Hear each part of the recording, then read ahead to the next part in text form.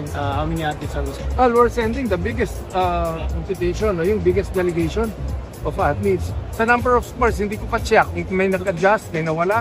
No? Pero talagang ang sura ko, the biggest delegation in the history of the Philippines participation in the Southeast Asian Games. Ulitin ko po, bakit? Para mabigyan ng exposure lahat ng atleta, para magkaroon ng mas maraming medalya. Pero kung akong tatanungin nyo, yung exposure, yan ang investment natin so they can compete better pagdating ng Asian Games, pagdating ng Olympics. Sir, Forecast for communication nyo regarding your situation sa wala na po. As I've said, all athletes are taken care of.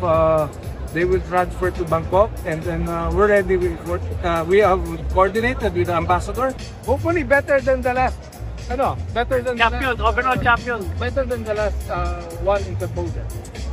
Alam naman po natin na ang Southeast Asian Games, you designed that to favor the host. Yeah?